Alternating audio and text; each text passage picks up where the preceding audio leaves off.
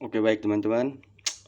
Perkenalkan, nama saya Gusnio Caliradu, mahasiswa Sosiologi semester 7 kelas B dengan NIM 1803 0053. Di sini saya tidak akan membuat video parodi, tapi saya lebih sedikit mengeritik tentang, karena ini materinya itu tentang demokrasi aneh. Kenapa dikatakan aneh? Karena begini, kita harus tahu dulu apa itu demokrasi. Demokrasi adalah bentuk pemerintah di mana semua warga negaranya atau yang berdiam diri di tempat itu memiliki hak setara dalam mengambil keputusan yang dapat mengubah hidup mereka. Demokrasi mengizinkan semua warganya berbicara, mengeluarkan pendapatnya di tempat umum, tetapi harus mengikuti norma-norma yang berlaku.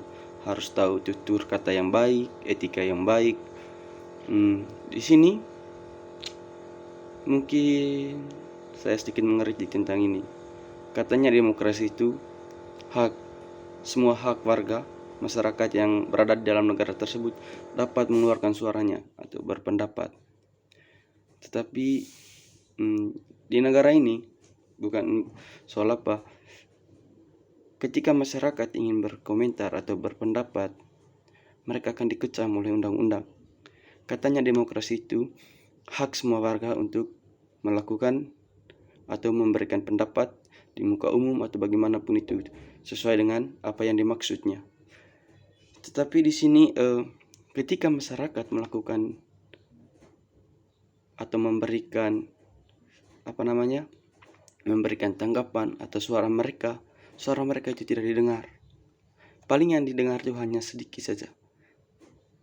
Di mana sih kata demokrasi itu yang katanya mendengarkan semua keluh kesah dari masyarakat, pendapat dari masyarakat? Di mana itu dikatakan demokrasi atau apa? Yang didengar hanya suara yang atasan yang memiliki hak. Terus yang di bagian bawahnya tanpa mengeluarkan pendapat atau bagaimana tanggapan mereka harus mengikuti aturan yang dibuat oleh atasannya, harus diikuti semua tanpa atasan tahu itu bagaimana suara hati dari bawahannya ingin melakukan atau ingin mengeluarkan pendapatnya.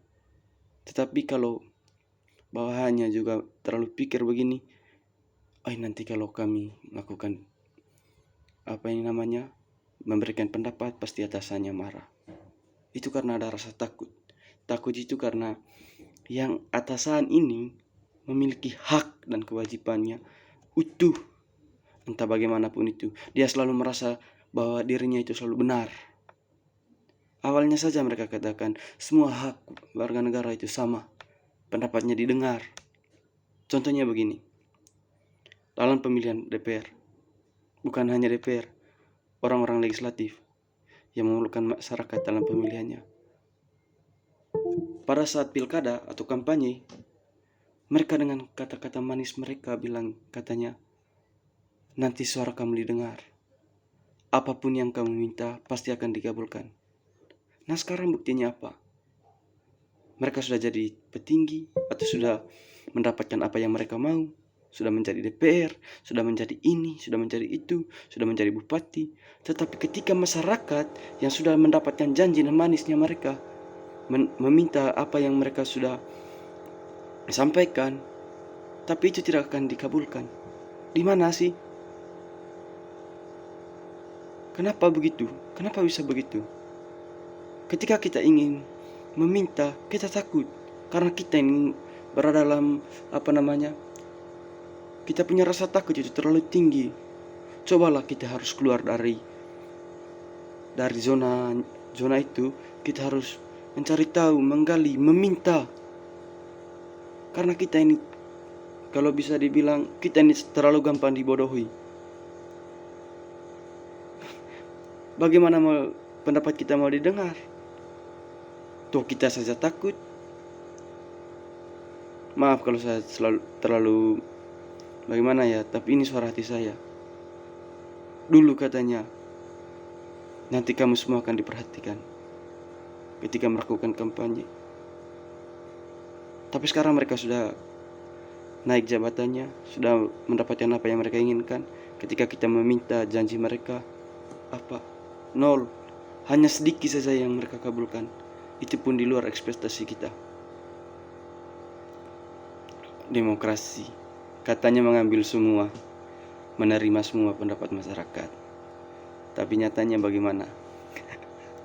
Lucu. Demokrasi kita terlalu kebablasan.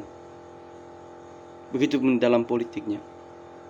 Semua orang, misalnya si A dari partai ini, misalnya si A dari partai Ballpoint, ini si A, terus dia mencalonkan diri dan dia masuk. Pasti yang jelas dalam pemerintahan, sistem pemerintahan, banyak dari partai si Ballpoint ini yang akan duduk di bangku parlemen, yang akan duduk di tingkat yang tertinggi. Sedangkan masih banyak partai-partai yang lain yang ikut berjuang tetapi tidak satu suara dengan partai Ballpoint ini, yang banyak orang pintarnya di partai lain, mereka itu tidak diangkat. Karena itu tadi. Itu juga anehnya. Ketika politiknya menang, partai pasti partainya itu, partai Ballpoint, siapapun di dalamnya itu akan masuk ke dalam jajaran politik, orang-orang penting. Walaupun permisi ya, walaupun tingkat kemampuan mereka itu masih bisa dikatakan belum lah ya. Karena begini, semua partai yang ikut bersaing di dalam suatu politik pasti semua orang-orangnya hebat, entah itu bagaimanapun, karena ini bersaing secara sehat. Adapun bersaing secara apa ya, tapi begini, kalau pendapat saya, ketika partai satu yang masuk, kamu harus melihat juga partai yang lain. Banyak orang-orang pintar di dalamnya. Angkatlah yang lain juga dari partai lain, supaya bagaimana negara ini bisa terbentuk dengan baik, bagaimana suatu daerah bisa terbentuk dengan baik. Itu tolong hilangkan rasa itu, hilangkan rasa bagaimana hilangkan rasa hilangkan rasa egois itu. Ini negara paling banyak juga manusianya. Bagaimana bisa begini? Kamu hidup enak, sedangkan masyarakatnya tidak.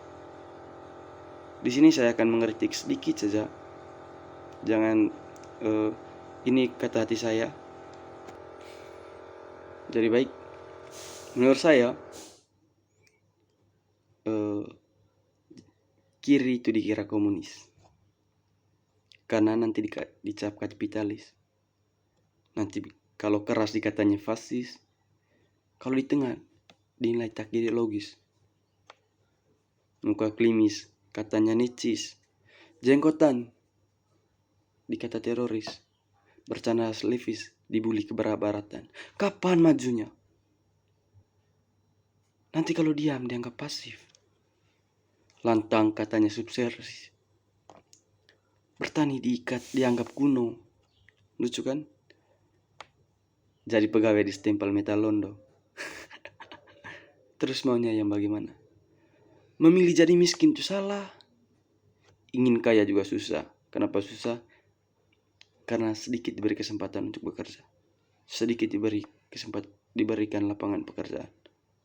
Nanti belum berhasil nanti dihina. Sukses nanti jadi omongan tetangga.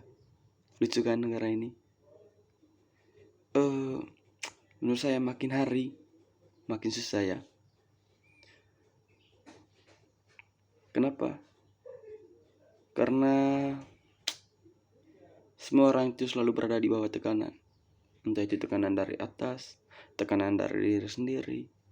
Begini, orang saja kalau dirinya itu dihina pasti memiliki tekanan yang sangat luar biasa.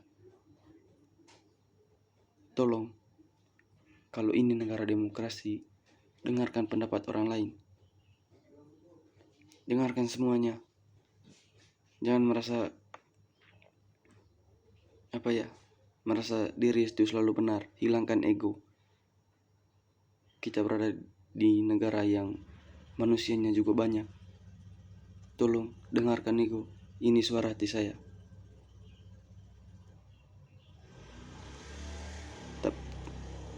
Itu saja yang bisa saya sampaikan. Jika ada salah kata atau tindakan yang saya tuturkan dianggap salah atau tidak diterima baik oleh semuanya, saya minta maaf karena ini adalah suara hati saya. Sekian dan terima kasih.